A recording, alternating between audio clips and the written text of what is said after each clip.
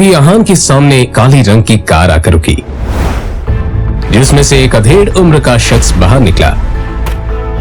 अहान उसे देखते ही चौंक गया, क्योंकि उसकी यहाँ आने की उम्मीद अहान को बिल्कुल नहीं थी। वो आदमी अहान के सामने आकर बोला, यंग मास्टर, एशिया की सबसे अमीर कंपनी और रायजादा ग्रुप के अरबों रुपए का बिजनेस एम्पायर आपका इंतजार कर रहा है। वक्त आ गया है कि आप आकर अपना बिजनेस संभाल लें। आखिर कौन है ये आदमी? अहान के साथ शनाया के इस बर्ताव का कारण क्या है? क्या है अहान की कहानी? अपने सामने खड़े आदमी को देखकर अहान गुस्से में नजर आने लगा।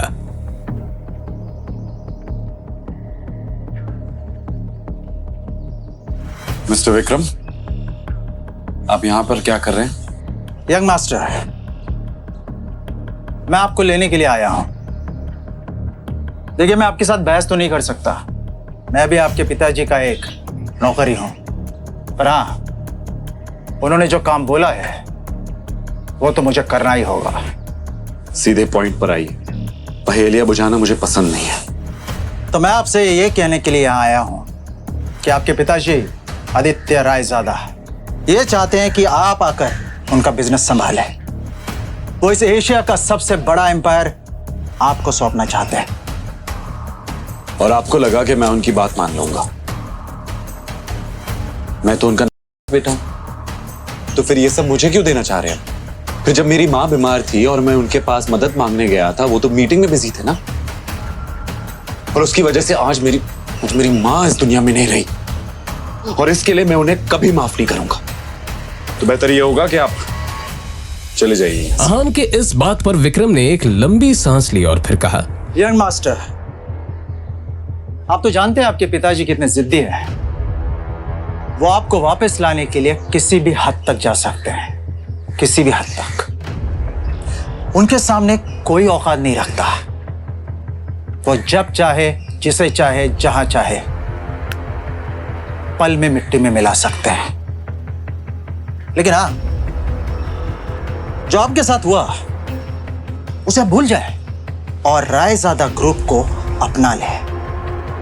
रायजादा तैयार है आपको वो सब कुछ देने के लिए जिसके आप हकदार हैं। अहान ने जैसे अपना आखिरी फैसला सुनाते हुए कहा, आप यहां से चले जाइए विक्रम, और जाके बता दीजिए कि मुझे उनकी दौलत में कोई इंटरेस्ट नहीं, और उनकी सारी दौलत भी मेरी मां को वापस नहीं ला सकती। और हां, ये बात गलती से भी बाहर नहीं आनी चाहिए कि मैं रायजादा खानदान से हूं, और रायजादा ग्रुप का मालिक मिस्टर आदित्य रायजादा का बेटा हूं। चलिए। विक्रम उसे जाता हुआ देखता रहा और फिर अपना मोबाइल निकालकर आदित्य रायजादा का नंबर डायल किया। दूसरी तरफ से आवाज आई, मुझे वो किसी हालत में चाहिए। उसके लिए जो भी रास्ता अपनाना है अपनाओ। मुझे अहान हर हालत में चाहिए।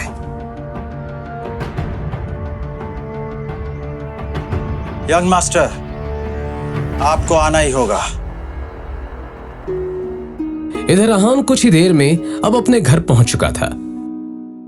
लगी घड़ी में देखा तो शाम के 7 बज चुके थे। अपने आसपास देखते हुए उसने कहा, तभी अचानक ही अहान का मोबाइल बज उठा। उसने स्क्रीन पर देखा तो यामिनी जी का फोन था। फोन उठाते ही दूसरी तरफ से आवाज आई, कहाँ थे तुम? हाँ, तुम्हें पता है ना, तुम्हारी वजह से मेरी सहेलियों के सामने मेरी कितनी बेइज्जती हुई है। और तुम्हारा फोन क्यों नहीं लग रहा है? हाँ, मैं अभी घर वापस आ गई हूँ। ये बताओ, तुम्हारा फोन क्यों नहीं लग रहा है?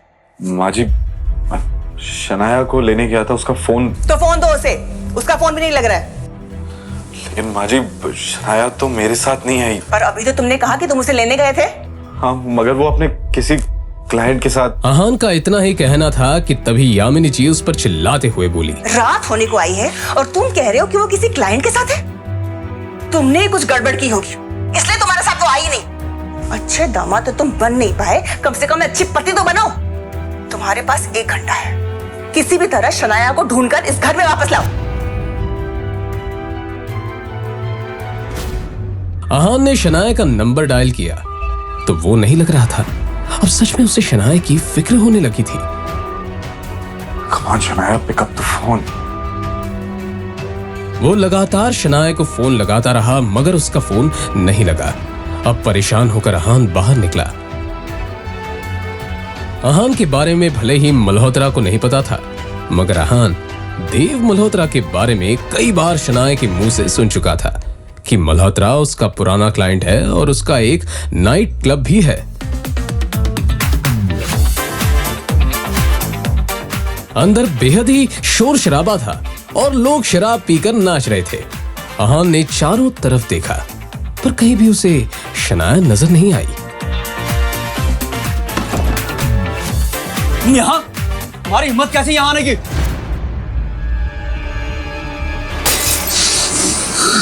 मिस्टर देव मल्होत्रा, मैं शनाया का पति हूं।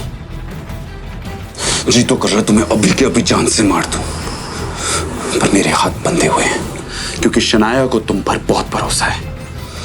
अब तुम्हारे साथ क्या करना है ये शनाया ही डिसाइड करेगी। आउट।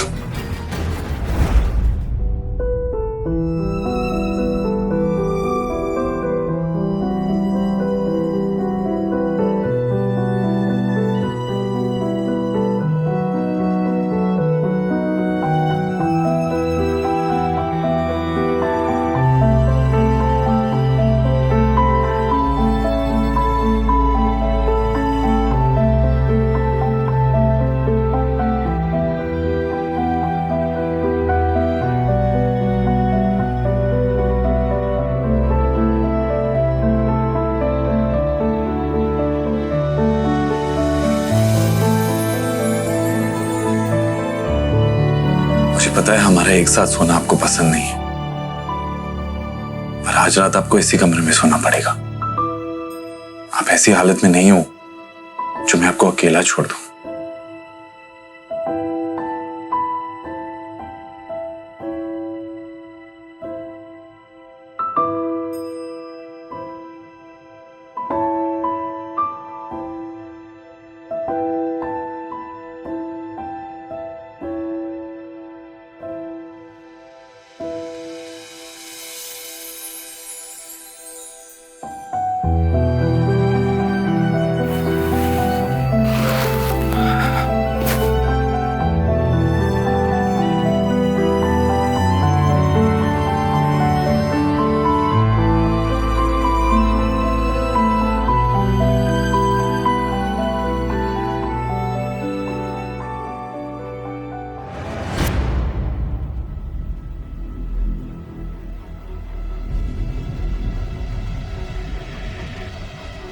आपकी हिम्मत कैसे हुई मुझे अपने साथ सुलाने की?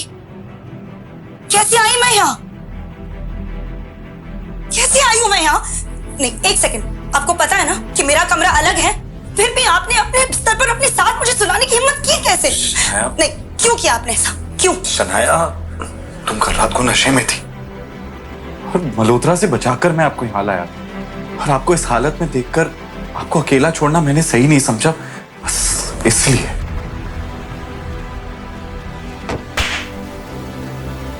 अब शनाया को बीती रात की सारी घटनाएं याद आ गई जब देव मल्होत्रा ने उसके ड्रिंक में कोई दवा मिला दी थी और फिर उसका फायदा उठाना चाहा था। मुझे याद आ गया कि मेरे साथ कल क्या हुआ था। पर अगर आप ये समझते हो कि आप इस बात का फायदा उठाकर मेरे करीब आ सकते हो तो ये दिमाग से कंप्लीटली निकाल दो। आपके चक्कर में मुझे याद ही नहीं रहा कि मुझे कितना जरूरी काम करना था। इस मल्होत्रा का तो कुछ करना पड़ेगा।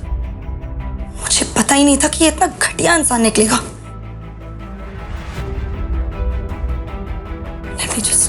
कहते हुए शनाया ने अपना लैपटॉप खोला और ईमेल चेक करने लगी, तभी उसे सामने जो दिखा उससे शनाया एकदम से शॉक्ड हो गई। वो हैरानी से ईमेल पढ़ते हुए बोली, ये कैसे हो सकता है? इस ऑफिसर ने मेरे ड्रीम प्रोजेक्ट को अप्रूव करने से मना कर दिया। तभी अचानक ही शनाया का मोबाइल बजने लगा।